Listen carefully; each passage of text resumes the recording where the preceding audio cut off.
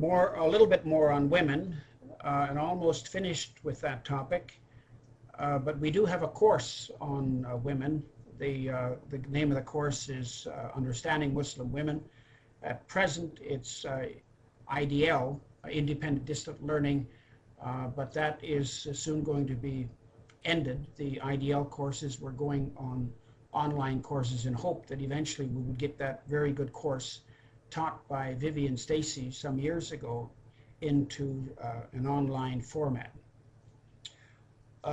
It's not surprising that divorce is basically a man's right. And if we had another translation of the Qur'an here, Dawood is a good one here. I don't have it in front of me, so I'm reading in Yusuf Ali. If their intention is firm for divorce, it says, Allah hears and knows all things. Divorced women shall wait concerning themselves for 3 monthly periods, nor is it lawful for them to hide what Allah hath created in their wombs. So in other words, that sort of makes sense. If they have faith in Allah and the last day, and their husbands have the better right to take them back in that period, if they wish for reconciliation, and women shall have rights similar to the rights against them according to what is equitable, but men have a degree of advantage over them, and Allah is exalted in power and wise. Divorce is only permissible twice. After that, the parties should either hold together on equitable terms or separate with kindness. Verse 230, it says that if a husband divorces his wife irrevocably, in other words, I divorce you, I divorce you, I divorce you, he cannot after that remarry her until after she has married another husband and he has divorced her. In that case, there is no blame on either of them if they reunite, provided they feel that they can keep the limits ordained by Allah. Such are the limits ordained by Allah, which he makes plain to those who understand. When you divorce women and they fulfill the term of their iddah, either take them back on an equitable term or set them free or equitable terms, but do not take them back to injure them or take undue advantage.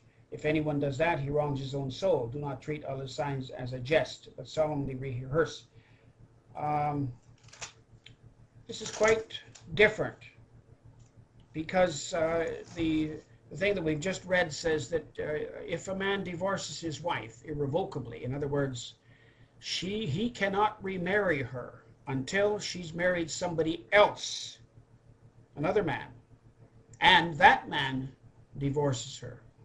Now that sounds pretty strange to us, because it's the exact difference from Deuteronomy that says that if you divorce your wife and she marries somebody else, you cannot take her back again.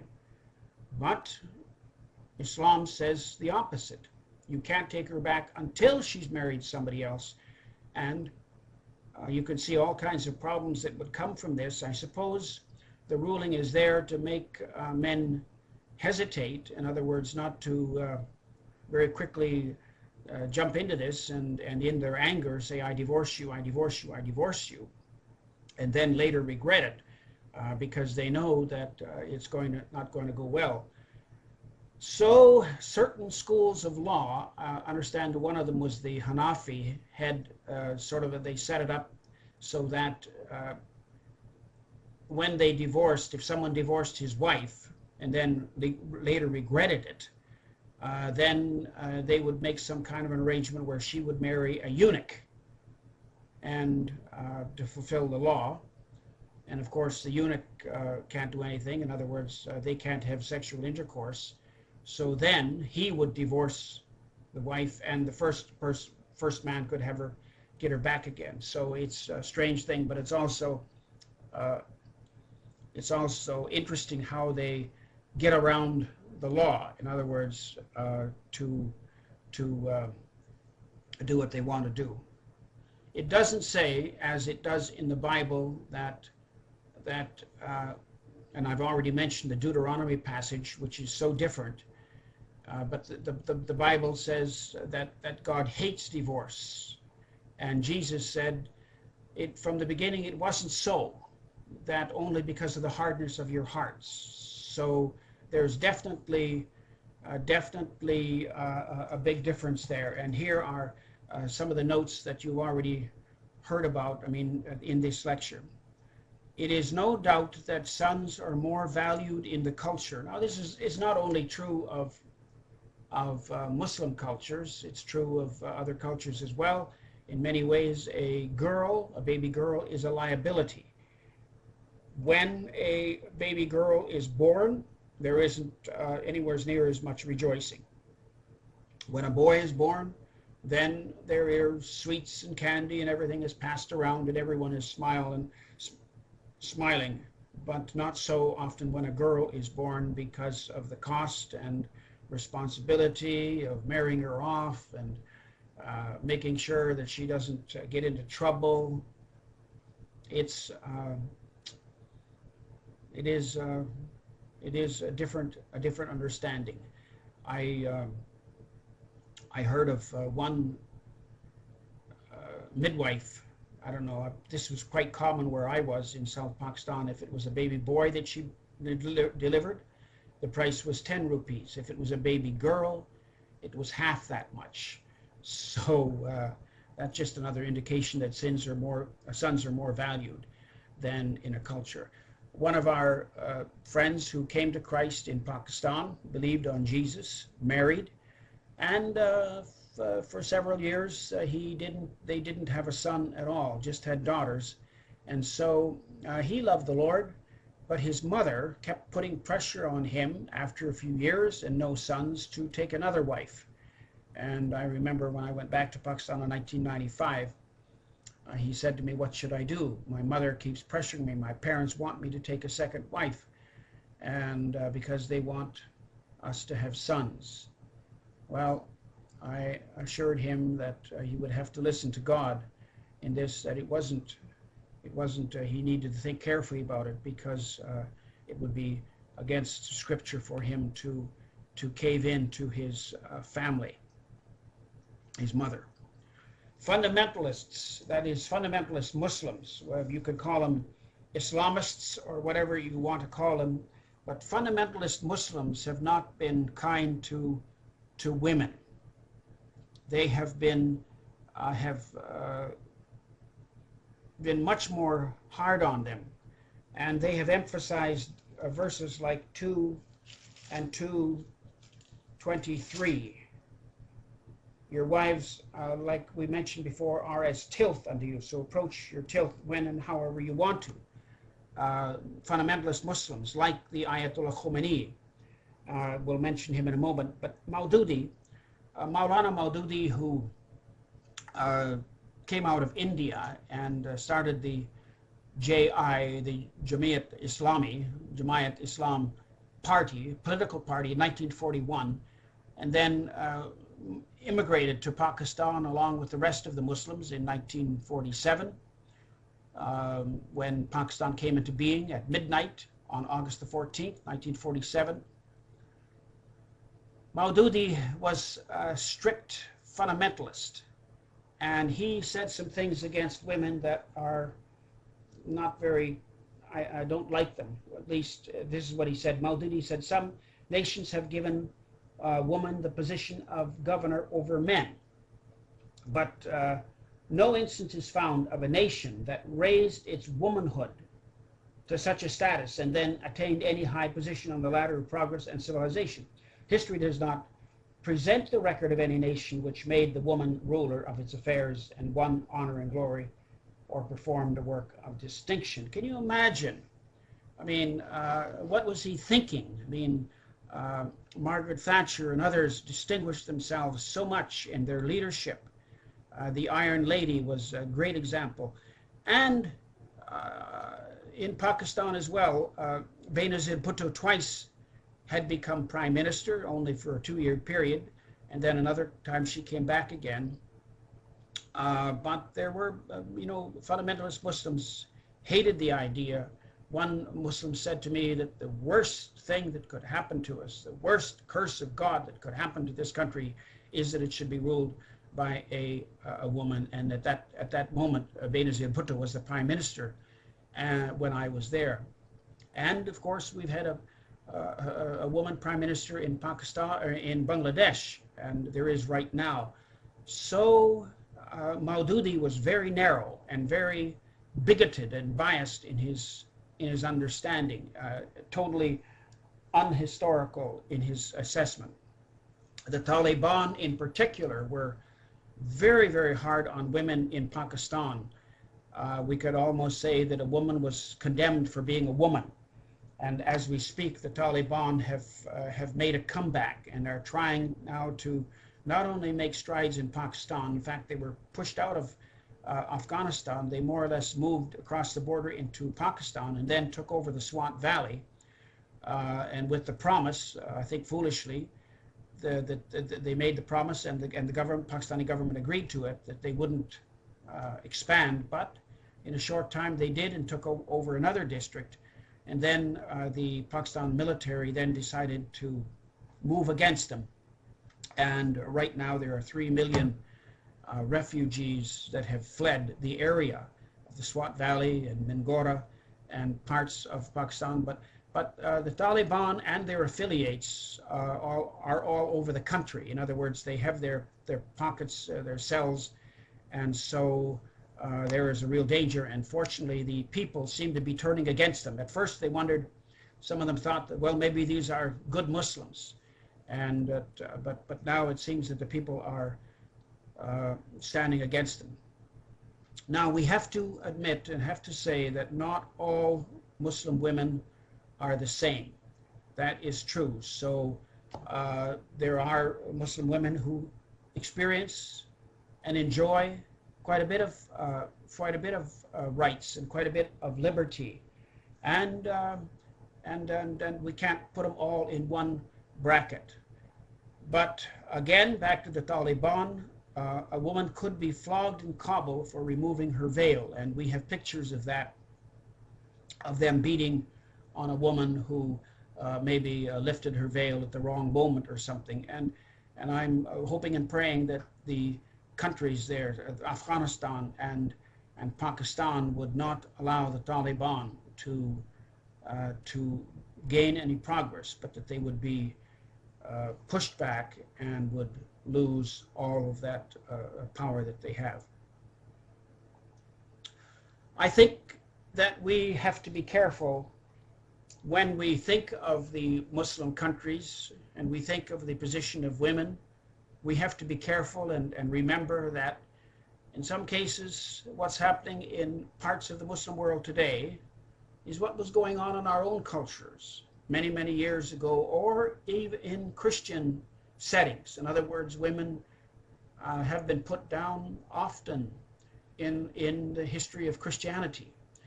Tertullian had this to say, one of our church fathers. He said this: "You women are the devil's gateway. You are the unsealer of the forbidden tree. You are the first deserter of the divine law. You, she who persuaded him whom the devil wasn't valiant enough to attack. You destroyed so easily God's image." Now see the extremes to which even church fathers have gone in their condemnation of women. So in that light, let's be careful and not hastily judge the Muslims, because in some ways they are their cultures are quite a bit back in history. Now then, leaving that subject, let's talk a little bit about apostasy in the Qur'an and in the Hadith. We begin with just one verse here. We could read several verses, but apostasy is not looked on at all with at all favor. In other words, it's forbidden. 385 says, "If anyone desires a religion other than Islam, that is submission to Allah, never will it be accepted of him, and in the hereafter he will be in the ranks of those who have lost all spiritual good." All right, here it doesn't say kill him, but the commentary in number 418, it said the Muslim position is clear. The Muslim does not claim to have a religion peculiar to himself. Islam is not a sect or an ethnic religion. It is the view, in its view, all religion is one, for the truth is one. It was the religion preached by the earlier prophets. It was the truth taught by all the inspired books. In essence, it amounts to a consciousness of the will and the plan of Allah, and a joyful submission to that will and plan. If anyone wants religion other than that, he is false to his own nature. He is false to Allah's will and plan. Such a one cannot expect guidance, for he has deliberately renounced guidance. Now, this is surprising. This view is so narrow because it says that there is no other religion. Islam is the only religion. So how can you dialogue with someone who has that strong a view? Fortunately, not all Muslims are like that, but this is extremism. This is Islamism. There is only one religion, so how can you leave it? In other words, Islam is the best, the only religion that there is. And if there's anything else, it is a digression from what's true and the one truth. Muslims are who take that interpretation. You can't really negotiate. You can't dialogue with them. Tahrif is one of the things that we have mentioned before. We may not have actually referred to this term, but tahrif is in reference to the scriptures that they've been changed and so on. Kafir is an infidel. Sometimes they use that term of us, but I would remind them that we're not really kafirs because we do believe in God. We're not infidels. We do have faith in God. And then there is another verse here too, 5 and 73, that it talks about, of course, kafir. They do blaspheme who say that Allah is Christ, the Son of God. That's the one that I just mentioned, kafir. But it also indicates that those who teach the Trinity are guilty of false doctrine. They do blaspheme who say that Allah is one of three in a Trinity. Well, we don't say that either. We don't say that there are three gods. We say that there is one God. And the word for apostasy is murtad. Murtad. And it's one who forsakes the faith, and not only the faith, but forsakes everything. In other words, his religion, his country, his culture, and everything. That's the way it's looked on. It's looked on as mutiny. It's looked on as unfaithfulness to the nth degree. And murtad, it says here in 9:5 that it says that when the forbidden months are past, then fight and slay the pagans wherever you find them. So some would say that means that you are able to kill the apostate. And some Muslims do hold that. And I think it's fair to say that the threat is often there. It says, fight those who believe not in Allah nor the last day, nor hold that forbidden, but Allah and His Messenger, nor acknowledge the religion of truth from among the people of the book until they pay the jizya, that is the tax, with willing submission. So my experience was that even though they often do not kill the apostate, the one who leaves Islam, the threat is there.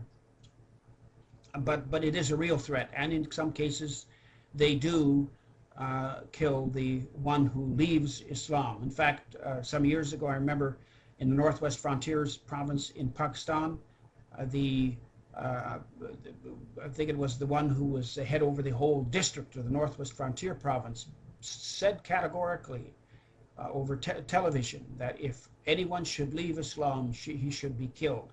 So that interpretation is not totally unheard of. And the traditions are much stronger than even the Qur'an. In fact, quite strong, really, because the traditions say whoever changed his religion, then kill him.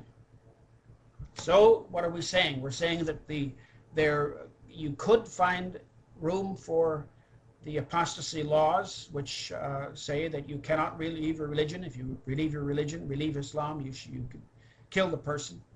The Quran is not so strong on it as the traditions. The traditions are much stronger about killing the person who leaves his or her religion.